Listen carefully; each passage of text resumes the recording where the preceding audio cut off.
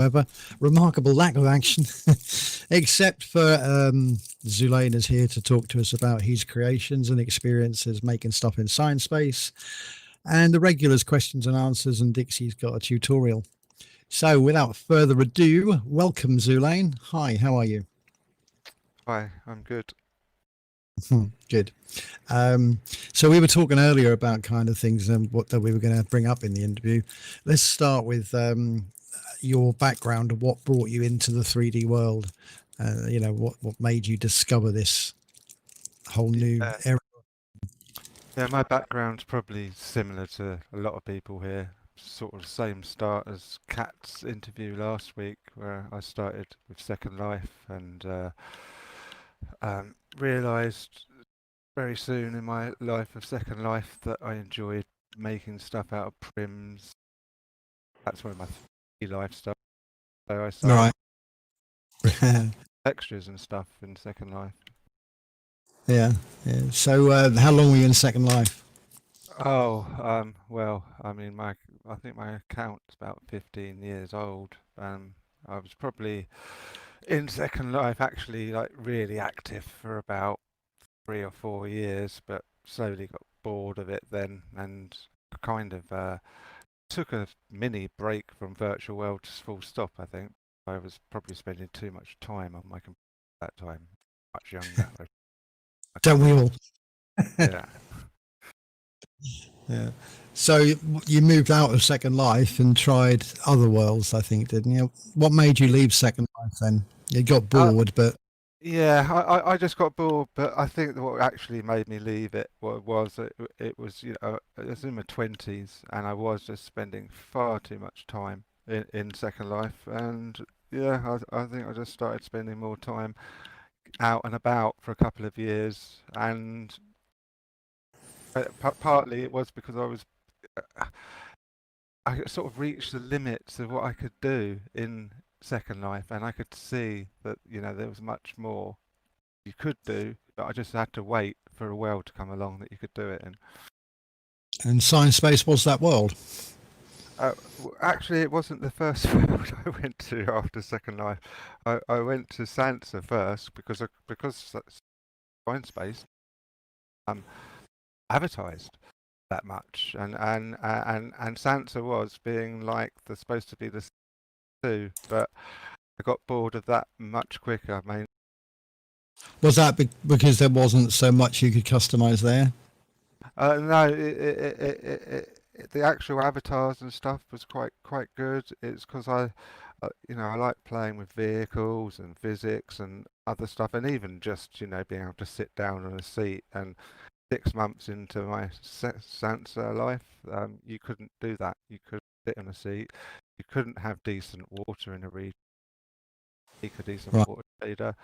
There were so many things missing, even though the core of it was really good. So within 6 months of Sansa, I started looking for somewhere else.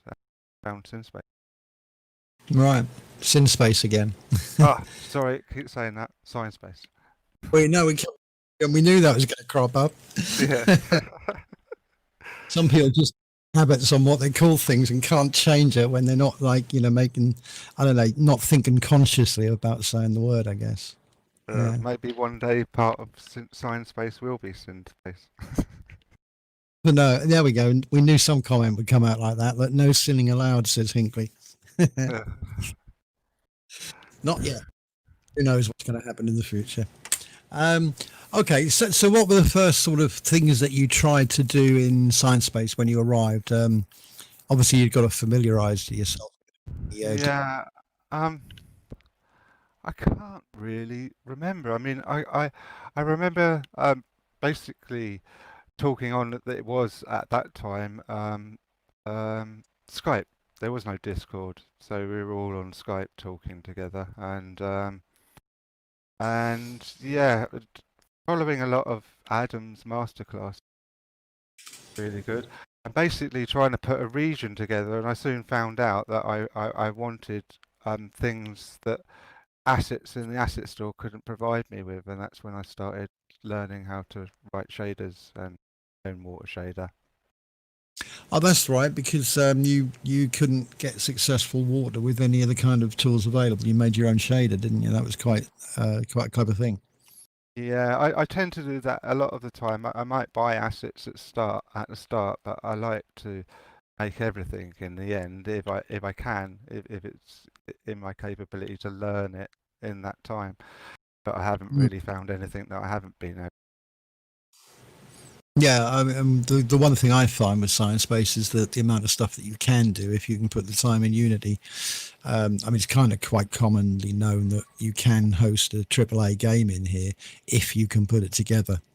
Yeah, And the I mean, time, it's actually I know there's people that have a lot more skill with the things that I do, yet yeah, no one has actually really put together something that Space has the capability of. And it's already got the capability, bugs and yeah, different things. It has the capability to be much better than anyone has yet in it. yeah.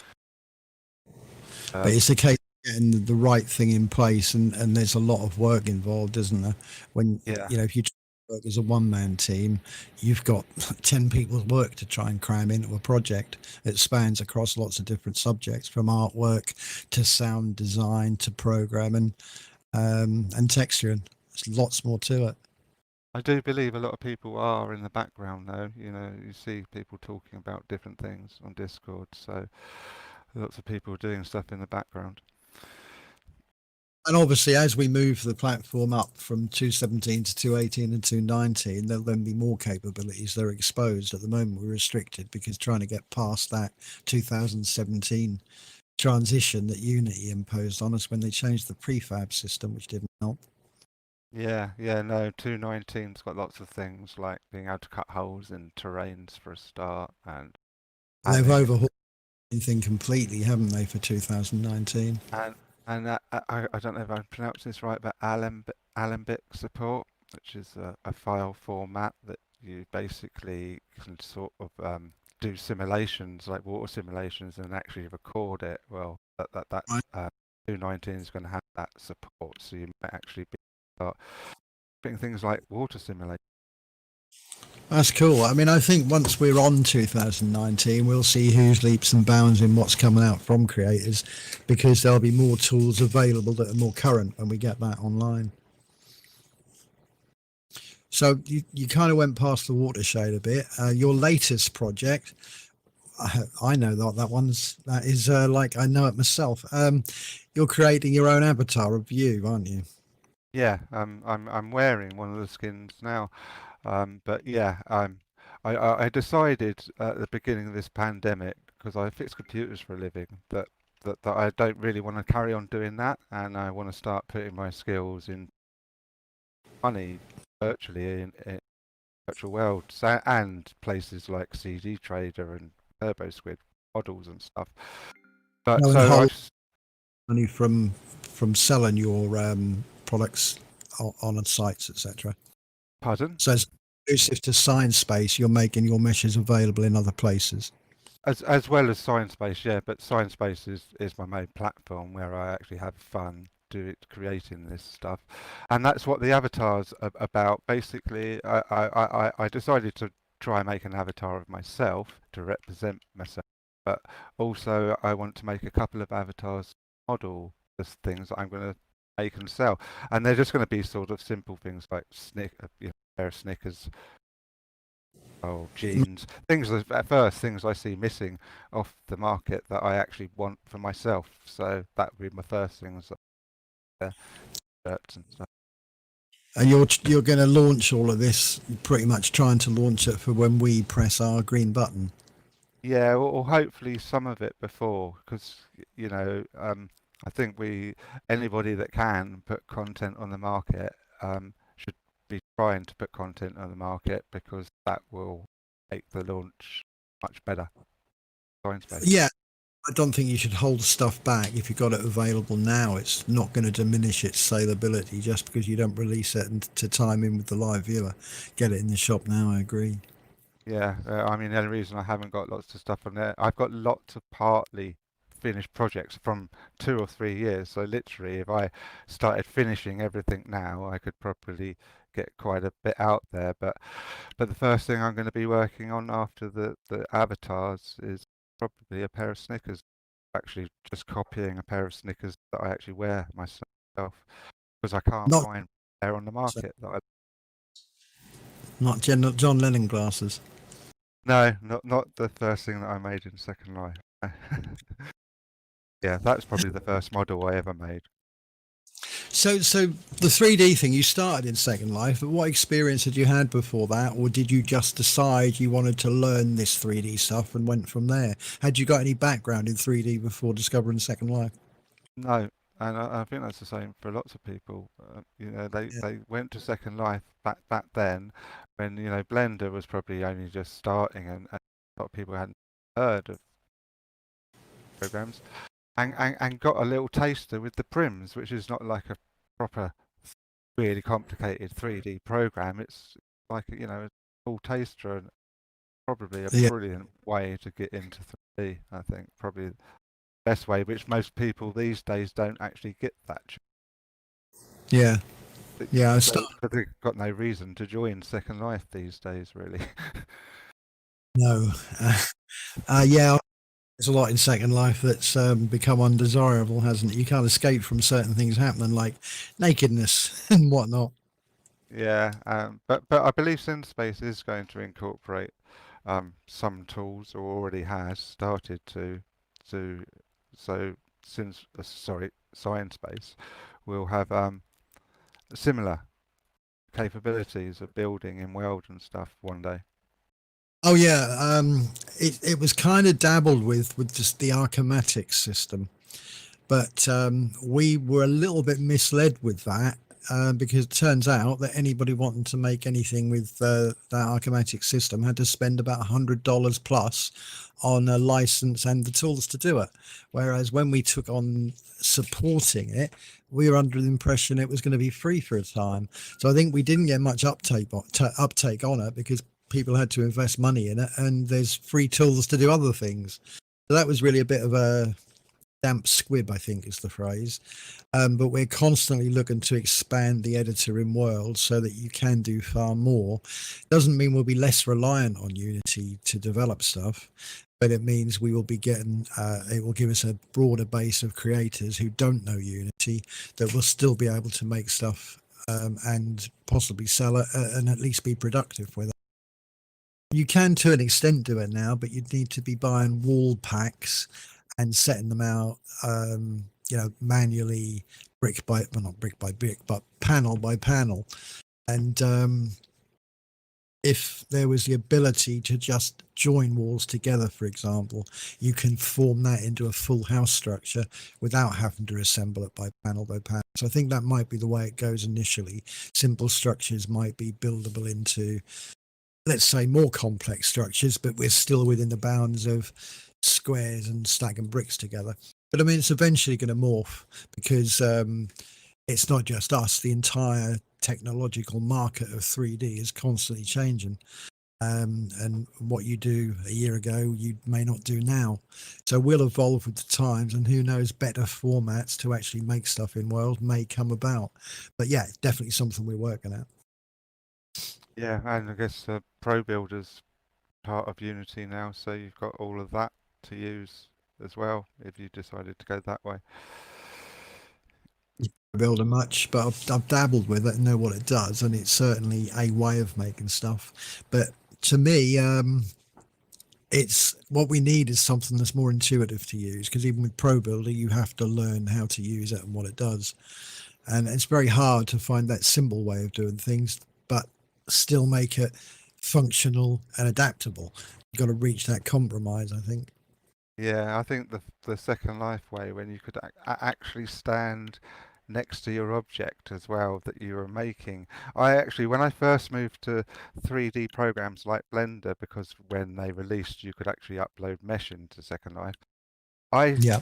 still preferred building in Second Life because I could actually stand there in an avatar and build my objects, and I couldn't do that in a 3D program. It took me a while not to miss standing next to my thing that I was building. Yeah, yeah. I used to build in Caneva I don't know if anybody remembers Kaniva from probably 10 years ago. No, Oh, I that's don't. a blast from the past. You remember Kaniva, Richie dear? Yeah. That was where I first To- started DJing, actually. What was it?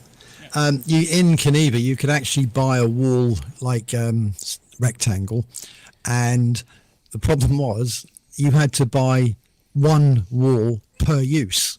So if you wanted to build anything with a wall, you'd have to buy like 30 wall subsections, actually buying them rather than being able to duplicate them like you can in Sciencespace. So it became quite a costly effort to actually build.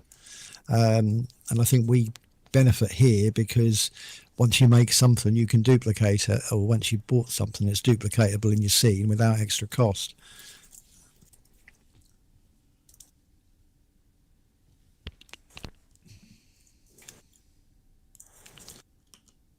Right. Is it Sidearm actually here? He's been Yeah. remarkably quiet. You are? Okay. No, no, I'm saying yeah, but yeah, he spoke earlier. Oh, he did at the beginning. I'm just so used to him chirping up. It's like strange.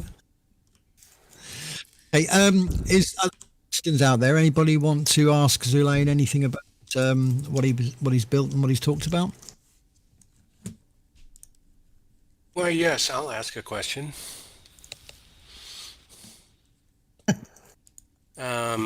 Julaine, I kind of asked you this at Geek Weekly a week or so ago, but I think it's interesting in general.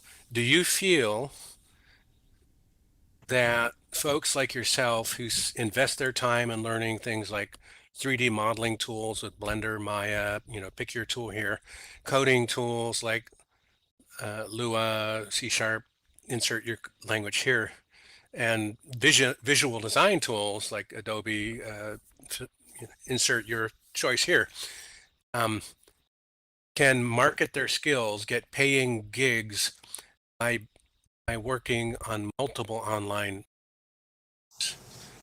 any 3D platform, 3D content, any custom coding?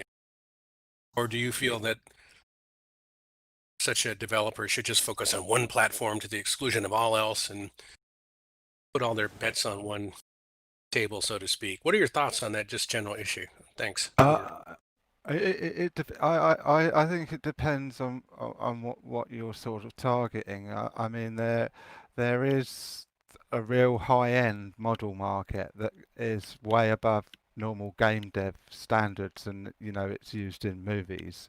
So if you're targeting that, then there's not much else you can do with it, because it doesn't sort of well in other stuff. But anything you do in a virtual world, like here or Second Life or Sense or any of them, can also be sold on these markets because people are like these worlds that don't like modeling, so they want to buy models and bring them into the world, but they don't want to make them themselves. And yeah, anything you do here translates to anything game dev, any virtual world, and any model building, say, that you do.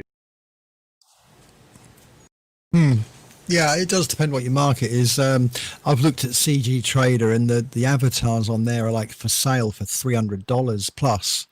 Yeah, but I've also done that as well, and that's exactly what I've noticed. Characters are the highest selling thing on there, but they're not really characters for virtual worlds.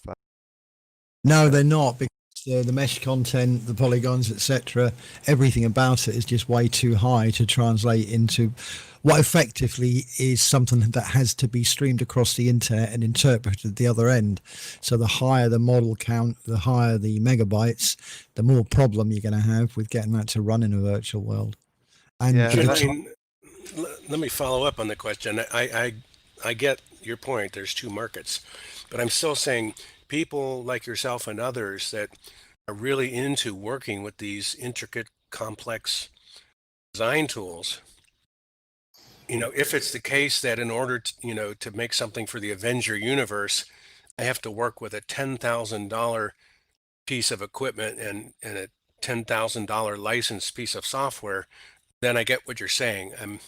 And Oh I no, need no, to. you don't. No, you don't. Though I was just saying, there's different markets. You can do exactly the same things with a free software like Blender. I mean, Blender's got far more capabilities than most people discover or know in their whole time using Blender. You know, Yeah. most people just dabble in models and stuff. But yeah, but Blender's really, really powerful, especially about compositing. And it's now been adopted and patronized, if that's the right word. Nvidia are already a patron putting money in, and I think, I can't remember the companies, but 3 other pretty major players have put money into Blender because they're recognizing that it is an extremely powerful program and they want it developed further to prevent the reliance on expensive software. Yeah, And seem they're I mean, doing the right thing. I must admit, I didn't like Blender, but the newest versions where they've changed the interface, it's been more of a joy to use than ever before. yeah, they've even incorporated bits in it. So when you first start up the new one, it asks you whether you want to change the interface to match the last 3D program you're using, and gives you options straight away to do it. In case you change the Yeah, left click to a right click or stuff like that, which is yeah, because people like changing to new software because of all the keystrokes you've got to relearn, etc., and the shortcuts. yeah, And Blender's finding ways to bridge that gap. So it's quite. I think they're going to become more and more of an important player, and there's going to be less reliance on the the fortunes that Autodesk charge for 3ds Max and for Maya, which are the predominant, well, and ZBrush, but that's not Autodesk, but they're the sort of major players, I think.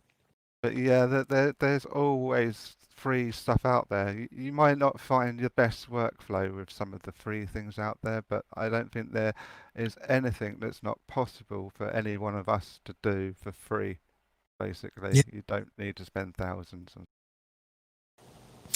yeah, I think the people that are still using those expensive licenses, corporate companies are tied into agreements and probably have too much staff retraining to do to shift people to Blender. I think that's more the problem that needs to be overcome to get Blender more widely used. I mean, I'm not a fan of Blender, but I recognize its power, and I went and did morph shapes inside Blender and had no idea. I mean, I'm not a fan of Blender, but I. Sorry, who said that?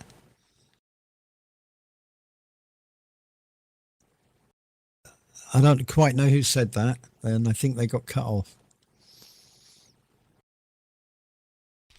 I I think it didn't was hear the anyone. YouTube repeat channel repeating what you said. I'm not a fan of Blender. I'm not a fan of Blender. Oh, is that what it was? That was you. You interrupted yourself. Over. Yeah.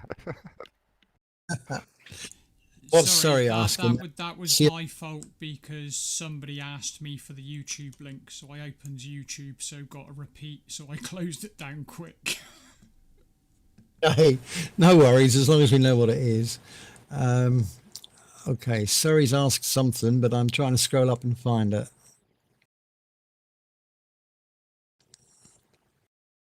What's your view of the learning curve? Really, Les, I can ask the in audio if you like. So 2 questions. Apologies for being slightly late, but I had something urgent to deal with. But first of all, do you develop games? Is question 1, and if so, what sorts of games do you have in mind to launch soon, or in the very near future? And the second question is, to what extent is the ScienceSpace API a significant hurdle for coders with other platforms to come into ScienceSpace and develop? Well, the first one is I haven't done any games really. I can think of, but I do plan to, and probably the first one will be a racing track and cars that I've made. that sounds good. Yeah. Have you started? Well, I've been doing lots of stuff with vehicles, and yeah, which I kind of got sussed quite a bit, and yeah, I was even playing around with animating suspension arms. So when the wheels go up and down, like the actual arms attached to the wheels are going up and down as well, and things. I remember Yeah, that's that actually. But yeah, and the second one, well, I wasn't that much of a great scripter when I came to Sciencespace anyway. I had learnt a bit of LSL, which is Second Life's language, tiny bit of C, and I was fairly good at HTML before I joined Second Life. And at Okay. first, it was a real struggle for me.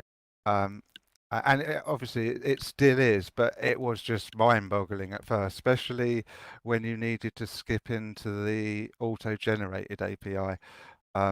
That is harder because it's not actually generating the text you use. It sort of adds bits and pieces in, and you have to sort of translate it what you're actually going to write in the code.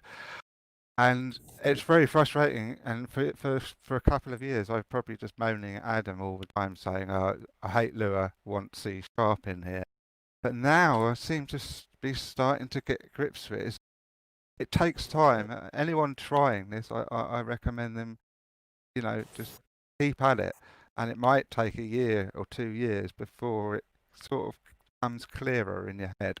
And I'm still going to have to ask for help for script, but I don't hate it now.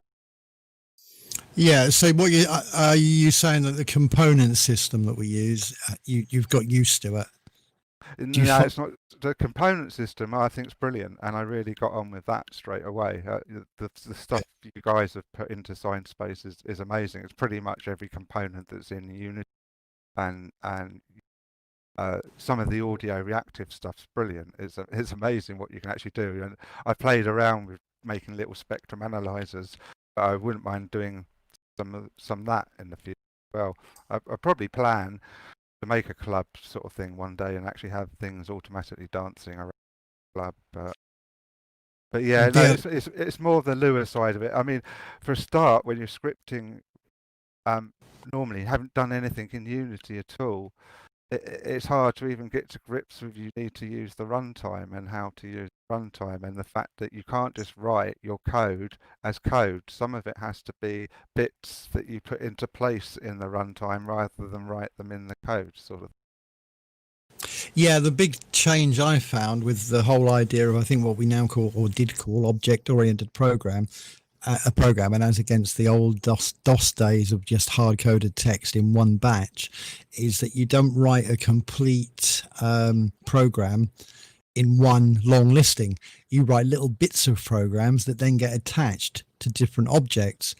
And that to me was a completely different approach to what I knew as programming. But the benefit is that you only have small chunks to debug. Whereas I remember thousands and thousands of lines of code that you had to wade through to actually get anywhere. At least that's gone now, and scripts tend to be relatively small, I think, compared to what they used to be. And Lua isn't much different to C#. It's more of the API that's hard to get on with than actual Lua itself. Yeah. All languages have similarities. I mean, most languages have certain standard routines like for loops. I'm getting a bit geeky here, but for loops, while loops, arrays, etc. It's more like you know German and you've got to learn French rather than learn an entire new language. You know bits and pieces of it, because you've got the same functions in each language, but it might be worded slightly different. And if you don't pay attention to your spelling, that's really where your errors crop up. I mean, yeah, there's one major difference that I see in a lot of Lua. Yeah. Lua doesn't seem to.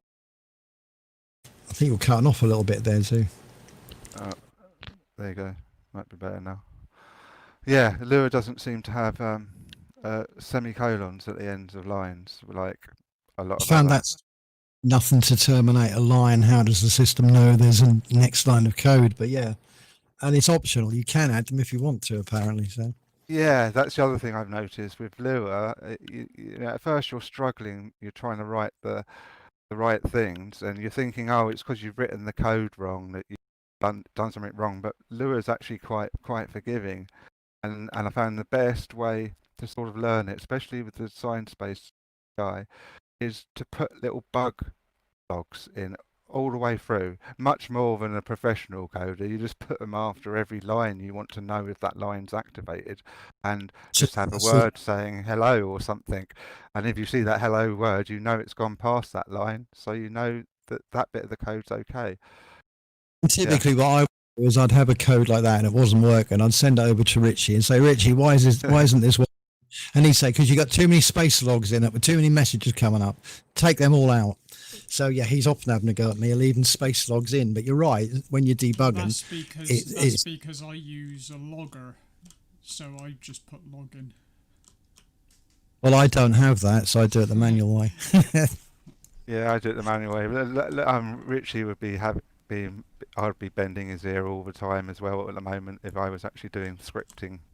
Lucky for him, I haven't been doing anything scripting for. Well, actually, saying that, going back a while ago, this was going back to when I was a guide, I always remembered I kind of looked to you to learn scripting, and then you seemed to move over to the shader stuff, whereas I continued with the Lua, and now you ask me questions with regard to Lua, so it's like, I think we I do remember. I probably asked you more scripting questions than anybody else, I think. But you're also one of the the best sports out there. Even back then, probably why you got made in the first place. Well, I wouldn't call myself the best, but well, I know enough. I don't know how you manage to answer half the time, but you always answer, whereas a lot of the other staff are overloaded, so they will answer, but it's harder, harder for them to answer. But you seem to, I mean, here's a perfect example. You were caught up with helping some or getting here, where you were slightly late. Yeah. Yeah, you are. You are a good support. Well, I appreciate that. I appreciate that. Thank you. Okay, Hinky in chat is bringing up without proper documentation. We spend a lot of time just trying to understand the methods of each component. We can empathize with that because we've had to do the same despite being staff. There's no magic documentation that we have access to that you don't. We have to refer to the wiki as well. Now, background on that is we are actively doing whatever we can to increase and correct and update the documentation that's out there, but it's a massively time consuming thing when we're also trying to push the viewer to live release. But rest assured, we want to get the documentation right so you guys out there have an easier route to learning how to use our components and everything to do with ScienceSpace. So it's not something we don't want to do, it's just we're a bit overloaded. You may know, because it's been talked about by Adam, Josh, Richie and me, we've got 20 odd new developers and 2 documenters coming in, but they take a while to train. There's no point in them going through the documentation if they don't understand it. But we have actively got staff on that, so over the next few months you should see some drastic differences on the documentation coming out. Sidearm wanted to bring something else up as well. Oh, yes, I did. Let me check. So this is sort of, I'm switching topics. Last year I went to several, I've heard about over this past several years about this thing called AR or augmented reality, which I've pasted in text chat there, augmented reality. And I wasn't too excited about it because it looked kind of silly. So one YouTuber who's really into it showed a video of her living room, and in addition to her real world couch and chair, she had a green alien sitting on the couch waving at her. So she was superimposing an animated green alien through her iPad, and it was also showing her living room, and it was superimposed. So it's basically putting a computer generated image on a user's point of view.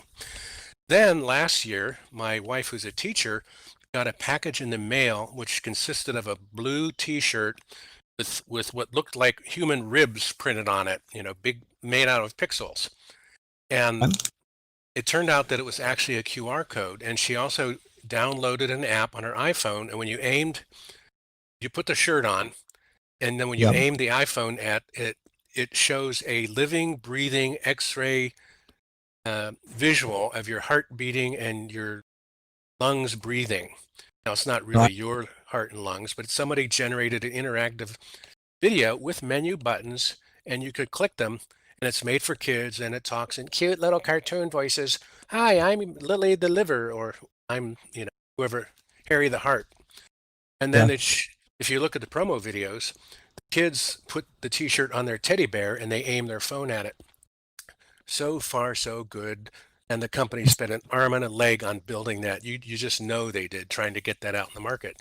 This year, last month, I saw a presentation by a company called Bundle AR, who sell software as a service, and they say, you take and give me any image, QR code, picture, photograph, drawing, GIF, you name it, and you give me any video that you've made, 3D model that you've made, or a write-up, an instruction manual that made, I will provide connection and give you an iPhone or an Android app such that when your user aims the phone at that image, they will immediately come up with the video.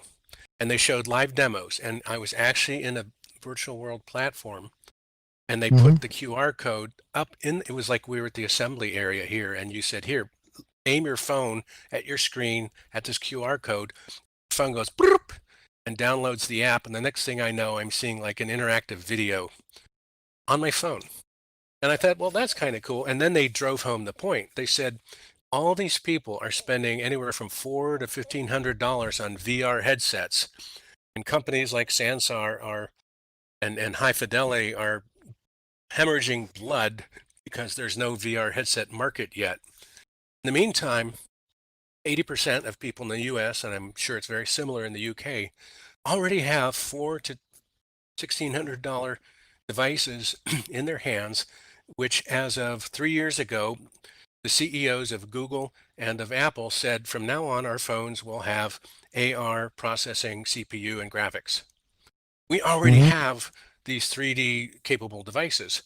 And suddenly, this Bundle AR makes it possible to distribute digitally any kind of content, 3D, 2D, or whatever. Like Julene, I was asking you about making your model stuff.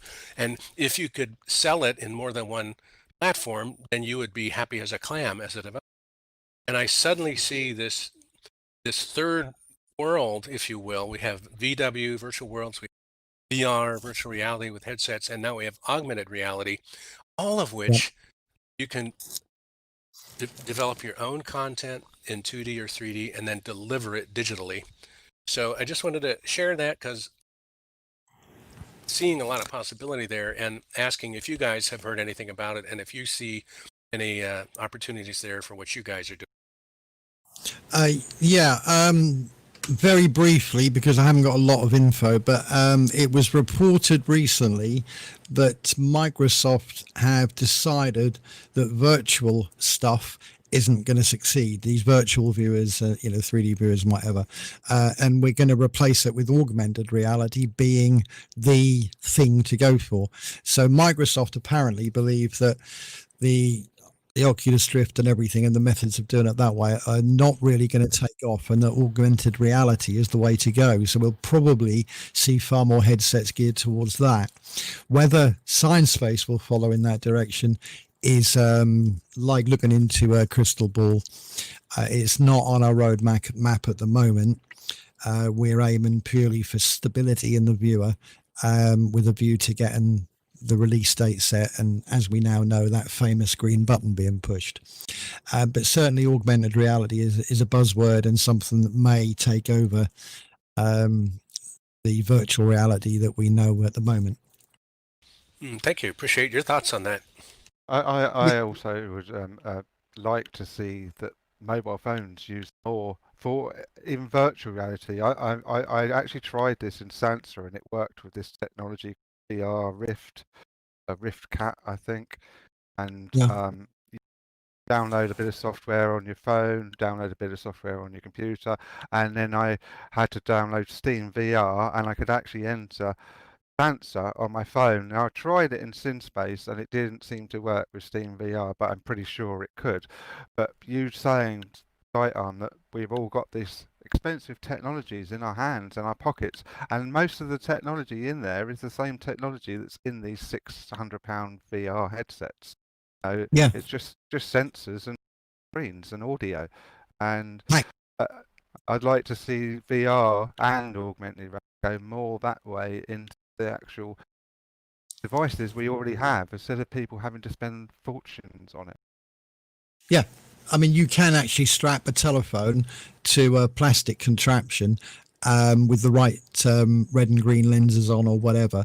And for about £5 in UK money, my phone became a virtual reality device. I could fight zombies and they were coming from behind me and disorientating me, just like the £400 or £500 device would.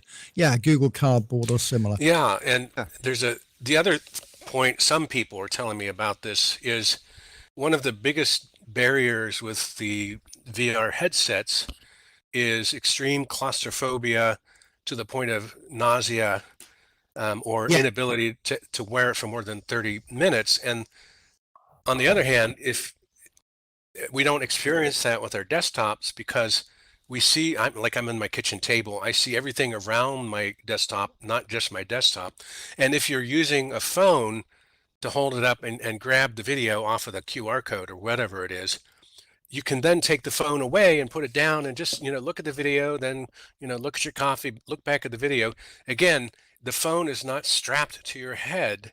It's simply another screen that you're looking at that that's augmenting, if you will, your desktop and so forth. So Mm. I just wanted to add to that. And you could obviously do a Google Glass thing like Hinckley is pointing out. If people that really want a stereoscopic experience through their phone, you can still deliver left eye, right eye content on there and just turn the phone sideways and look at it that way. I think the big aha for me is you don't have to have it cardboarded to your head. If you can learn how to cross or uncross your eyes or whatever you do and just stare Yeah. at it that way, you could get a 3D experience. However, that's a different topic, and I won't Well, digress there. Over. Games Talking are actually games are actually using mobile phones quite a lot now, which I've experienced recently. This year, with Forza 7 for one, or Forza Horizons, I forget what it was, but they can actually now talk to your phone. So I was able to strap my phone to my steering wheel, and it gave me a proper F1 display on my steering wheel. I just stick in my phone on that was connected to the game, telling me how fast I was going, if I needed, Wow. etc. And that sort of technology, all sorts. Well, like HUDs, things for Yeah. other controls. I just want to emphasize, I'm not saying that I see AR as supplanting or replacing VW and AR. I see it as a third option. And some of you heard me talk about this a lot. I no longer feel that we should feel ourselves constrained to one online presence tool. The most powerful uses are become available if you use two or more in tandem, in partnership. And so I'm seeing AR as another option, substantially, noticeably different from a virtual world delivery system and a VR headset delivery system that can complement them. And I'm excited about is looking at ways to tandem that make sense and have a net benefit. And so far, I've come up with 10 ideas, one or two of which make a lot of sense, and 8 of which are just frankly silly, but highly entertaining to laugh your butt off about. But I still think there's that 10 or 20% meat in there, and that's what I'm kind of on the track of now. AR is going to be amazing in the work environment. Imagine you've got a group of people in a room, all just wearing a set of glasses, so that they're not all confined in a world. But one person can go, right, this is the file I'm working out. He puts out his hand, and the 3D model appears in his hand. All the other Yep. people around in the room. That's where AI is going to really succeed in the work environment. Kind of Star Wars there when the holograms appeared. You know, Yeah. that Star Wars was the first thing that sort of showed a holographic image, like a telephone video call coming in. That's now doable with this augmented reality kind of thing. Yeah, I think that's probably what Microsoft are going on about as well, because everything else is sort of playing with VR, whereas that could actually be really productive. And So you could get a 3D image, hologram image of the person you're talking to, and they can see on a screen that they're actually sitting in your room with you having a talk. That's going to revolutionize communication, because you're physically going to see something sitting at that chair alongside you. You know, for all intents and purposes, it might be a bit see-through, but you're still going to see the image of that person interacting on your chair. yeah, especially at the moment with the current scene, the pandemic and everything. I mean, there's TV shows on like Britain's Got Talent where they just got a load of screens of the people viewing. I mean, they could Yeah. have augmented reality and all people actually sitting in seats. That would be better for everyone, including the people acting on or doing their whatever their performance. If they only had to wear a small set of glasses,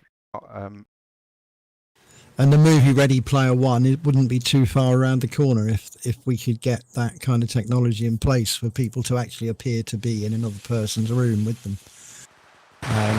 It would be amazing for virtual dating, because you would feel like you're with the person, but there couldn't be anything inappropriate because they're not really there. So everything would be kind of polite and innocent in that sense, but you'd still be able to get to know each other in ways that you wouldn't just by talking on a phone or looking on a video phone. And that's one thing Rowan brought up at one of the talks he did, that the benefit of a virtual world or even an augmented reality world is that when you get people together in a Zoom call, you're looking at them in video, but at no point in a real conversation do you look at people full on the face, and nobody looks at you full on the face. And yet there are all these images on the screen where people are looking sometimes shifty, sometimes relaxed, but it's not the normal setting for how you hold a meeting, because you've got the interaction of your environment. You can have a cup of coffee, somebody can come around with a cup of coffee. You can't do that in Zoom. You can pretend to do that in a virtual world, and in our heads we kind of shift our brain into associating ourselves with the avatar. For all of you in here, you don't really think of your avatar as something else. It's really you. It's a projection of your personality. And there's a lot of psychological stuff going on in our heads interpreting virtual worlds in ways we're not actually aware of. But there's whole new sort of psychiatry areas opening up for this phenomenon. We associate ourselves with our avatar. It's a projection of ourself, and that's what the attraction is of a virtual world. It allows you to be who you can't be in the real world, but it's still the essence of you. All this talk about having holograms on telephone calls and stuff like that is beginning to have me a little bit worried. I mean, I'm on the telephone with you most of the day, Les. Seeing you as well? No. I know it's scary. But what would be more scary? Just seeing me sitting in a chair casually talking to you where you're not taking in the pictures of my face, or a video call on Zoom where you're kind of saying, this is what I look like in the morning, don't I look crap, kind of thing. You don't have that feeling about your avatar. You can be a mess behind the screen, and you've got that mask of protection, and that removes lack of confidence for a lot of people. A lot of the people aren't, you can see they're feeling shifty about themselves being on video. You don't have that in a virtual world because you're not exposing yourself in quite the same way. Since the pandemic, a lot of these things are coming out a bit like Breakroom, and I saw an advertisement for one on British telly recently. The guy's sitting there all messy on his sofa, but he's got, I've forgotten what it was called, but whatever he was using, it had a little avatar representation of himself, and he's actually talking with a client, and the avatar's all smart and that talking, but he's in his boxer shorts on the sofa, you know, half dressed and that. I thought that was quite good. But this is one of the good things about this pandemic. Changed the world, and it's given VR and reality and all of these things Yeah, but virtual reality may still be in its early days, but the pandemic, the world sort of scenario has changed, and we need to lean more on these tools. So the smoother we can get them, the better experience for everyone. We are really over time, although we started a little bit late. We won't be doing a tutorial this week. We'll postpone that till next week. So at the moment, are there any other open questions anybody wants to ask generally?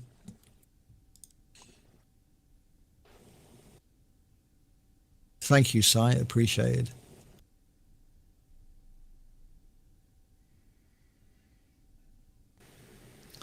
Okay, that means we must have answered everybody's questions. I like that.